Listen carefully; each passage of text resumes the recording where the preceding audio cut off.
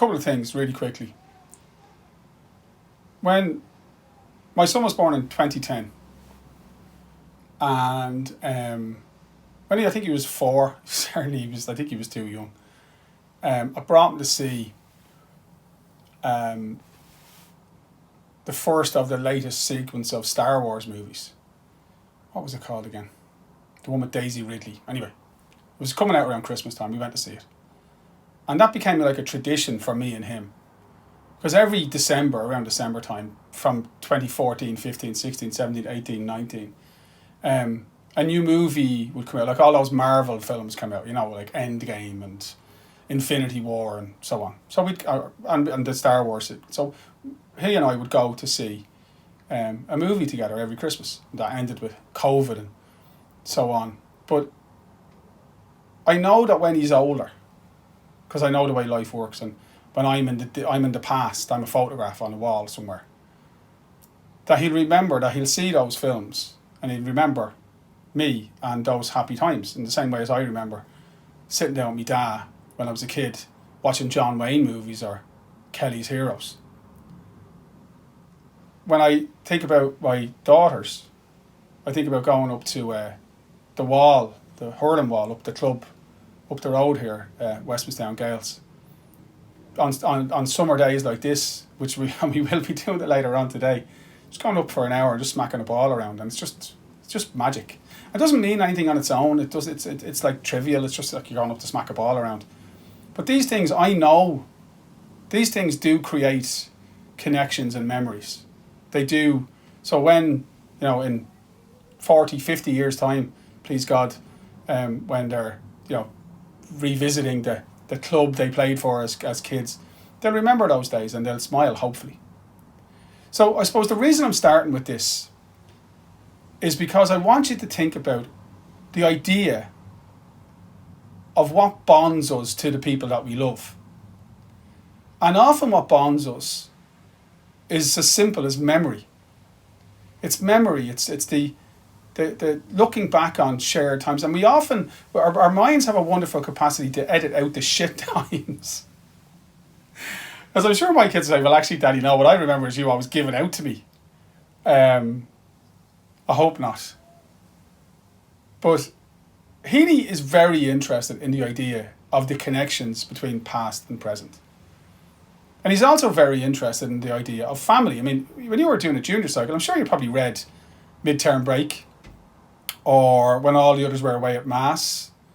You may have read Mossbawn Sunlight, or A Call. These are poems prescribed for Leaving Cert. So you get that idea. So this poem, The Harvest Bow, is about those memories that connect us to people that we love. And it's about how important and in life enhancing those experiences are. It is a poem which could easily be very complicated, but I'm actually going to go through it I hope I don't do it at a service. I'm going to go through it really, really, really quick. I want you to understand, when we look at it, that when he talks about the harvest bow, he's talking about it as a symbol. And it's a symbol that represents his love for his dad and the connection that he has with his dad. As the poem is written, that connection is... I know I had somebody say to me, my teacher said that his dad was alive when he wrote this poem. That doesn't matter. There's a sense of separation. My understanding was always that this poem was written after his father died, but that doesn't matter. It actually doesn't matter.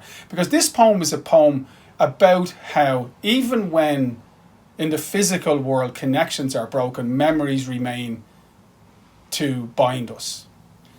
That's a bow, photograph of a harvest bow. It's a tradition in the place where Heaney came from.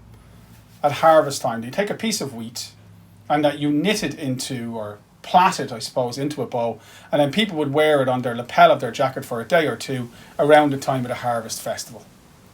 And this poem is like so many other Heaney poems. It's a personal poem. It's autobiographical.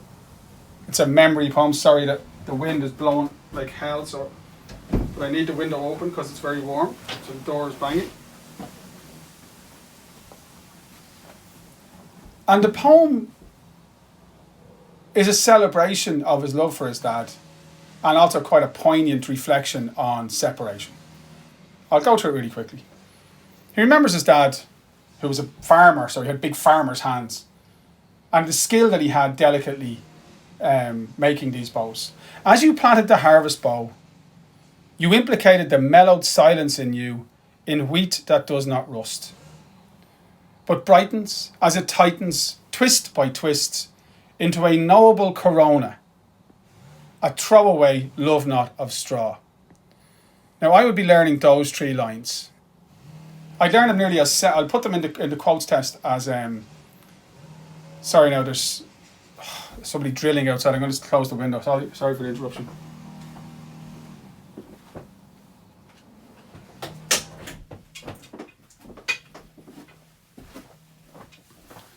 These are the joys of working from home. So I would learn that quote, and I'll put them in the knowledge checks, the quotes tests, as one quote to learn the whole lot together. But I'd look at them kind of separately. Look at the first line: brightens as it tightens, twist by twist. So you have your alliteration and your sibilance there. You have assonance. I mentioned that in previous poems. So the I sound, IGH, and brightens, IGH and tightens. That's assonance. Then you have the T sound, tightens, twist, twist. That's alliteration. And then you have the S's, twist, twist, brightens, and brightens, tightens. That's sibilance. So it's a very striking line, which kind of focuses the mind on, as it's a kind of a surreal image. It's not meant to be taken literally. So it's an image of how when he watches the wheat being twisted and tightened into the bow, it triggers a memory. So it brightens into what he calls a knowable corona. Now a corona is like a flash of light. It's like a moment of insight. So what Heaney is saying is that it's a really lovely, kind of almost surreal image. He's saying that objects can have like an otherworldly effect on us. They can trigger our imagination. They can bring something in our lives, to our lives, beyond the material. They can connect us to things in a way which seems magical. And my particular favourite part of that sequence is the reference to a throwaway love knot of straw. Now that's a great example of something called an oxymoron. So if it's throwaway, then it's of no value. Sure, who cares? Throw it away. But then it's also a love knot. So a love knot, and again, that's a great example of something that you see in Heaney's poetry, his use of compound words. It's very characteristic of his style. If it's a love knot, then it's something of profound importance. So how can it be both throwaway and a love knot? How can it be both of those opposite things? Well, of course it can be, because the material, physical piece of straw is throwaway, but what it represents, it ties him to the love he has for his dad, because it ties him to the memories of his father. And that's a brilliant example of Heaney's imaginative, creative, original use of symbolism. He goes on, into the second stanza, and he thinks about his dad working the wheat. Hands that age round ash plants and cane sticks and lap the spurs off a lifetime of gamecocks. Love that. I'll explain what it means in a second. Hark to their gift and work to a fine intent until your fingers worked somnambulant, which means like silently, I tell, and finger it like braille, gleaning the unsaid off the palpable. Just fantastic writing. But again, as I said, not easy. If I was you and I was reading that, I might find that difficult. So, to go back to the allusions I made earlier on, when I, think of my dad sitting down watching John Wayne movies, my dad didn't turn around to me and say, by the way, son, I love you. But just that shared experience made me know that he loved me. When my daughter, says to me, Daddy, can you come and collect me from wherever she is? And I just jump in the car and go and get her. She doesn't say, oh, Daddy, thanks for coming to get me because I know that's a sign that you love me because that's a little sacrifice because you're busy going about your day. We don't do that. But the little things that we do for each other, they are signs of love. So when Heaney is describing here the holding a harvest bow, and he uses the word leaning because that's a reference to harvesting something valuable in terms of taking the cereal off the stalk of the crop. So he's playing with language there. When he says he holds the bow in his hand and he says he gleans the unsaid, he's saying, my dad never told me that he loved me. It wasn't the kind of family we lived in. It wasn't the culture we lived in. But I know he loved me because he did this for us every year because this was important. So this is a symbol of his love for me. And he says it's in a brilliant simile. He says it's like Braille.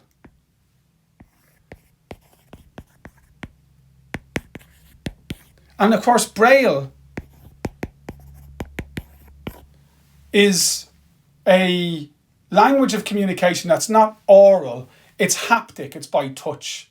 So in other words, my dad may never have said, Seamus, I love you, but I know he loved me. And I know he loved me because I have these memories that are evoked by this harvest bow, by thinking about him, taking the time to make these bows for us.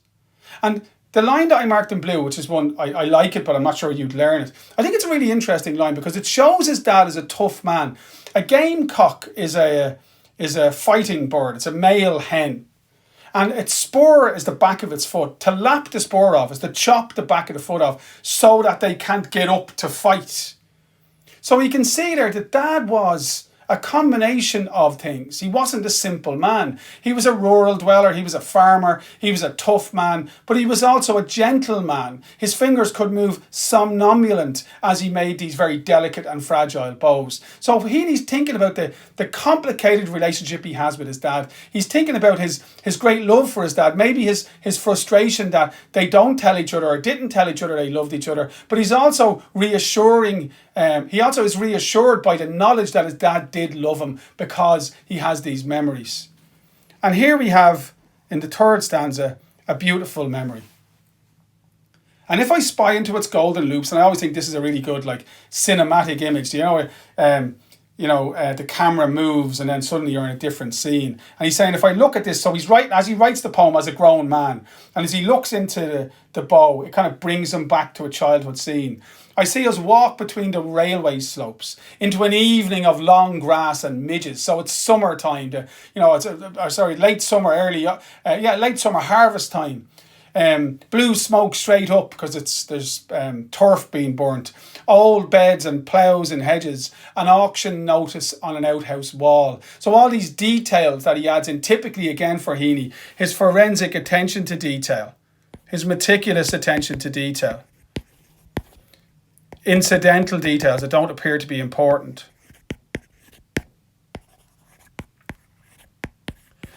These details all add up to create this vivid image. But of course, the reason he remembers all these things is because the memory is of great importance to him. And then he pictures his dad, and you with your harvest bow and your lapel.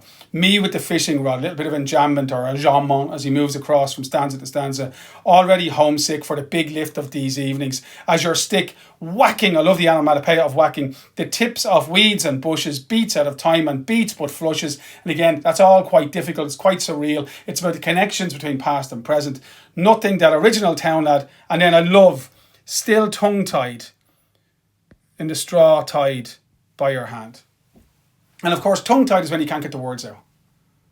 So again, it's the idea that maybe the words were never spoken. Maybe the I love you words, or the reassurance that your dad loves you and you love your dad. Maybe those words were never spoken. But he knows when he thinks about the bow, when he, at this time of the year, harvest time, when he's at home and he holds one of these bows, even though maybe his dad is gone and in the past, he knows when he holds this bow, he's still connected to his dad, that this object is of huge importance because it symbolizes a memory, and the memory is a memory which is a love knot. And that's why I love the last part of the poem. He says, the end of art is peace. I'll come back to why that's such an important line in a moment. Could be the motto of this frail device. that I have pinned up in our deal dresser. So he's in his kitchen at home. He has a dresser, which is like a cabinet made of deal, which is a type of wood. And he says, in a brilliant simile, it's like a drawn snare, slipped lately by the spirit of the corn, yet burnished by its passage and still warm. And the fact that he ends with the word warm and all that connotations with comfort and love is important. But look at that image of a drawn snare. A snare is a trap. So again, it's another simile and use of figurative language. And if it's drawn, it's ready that if you walk into it, it'll snap shut and cause you pain. So the bow is up on the dresser in his house. When he thinks about the bow, when he holds the bow in his hand, it's a throwaway love knot of straw. It connects him to his dad. But it's also a source of pain, of potential pain. So there he is, and he's not talking in a simple, sentimental way, a hallmark way about his love in relationship with his dad. He's showing us that that relationship was a relationship with love, but it wasn't unspoken love, and it was also a relationship where there was pain. And even to this day, when he writes the poem, when he thinks about his dad, he feels pain. And maybe that's because of separation, maybe that's because of ill feeling, but probably it's because of loss and death. There's a certain sense of grief in that image. And that's why I think the end of art is peace is a wonderful line. I think that's a statement from the poet in which he's saying, this is why I'm writing this poem. His art is poetry. And your ends are your goals, your aims, the reason you do something. And what he's saying for me here is that he's writing this poem to find peace. He's writing this poem to find a settlement with his feelings about his dad. That in the process of writing the poem is helping him come to a conclusion, to use a terrible, terrible phrase, to find closure about that very complicated relationship. So a very imaginative poem, very personal to Heaney, absolutely, 100%, but also universal, about themes that we can all relate to, about family, about love, about the frustration of intimate relationships, about memory, about how it connects us to our past, about how shared memories are invaluable connections with those that we love, about grief. It's a complicated but a really, really, really brilliant poem. So glad it's on the Leave Insert. That's The Harvest Bow by Seamus Heaney.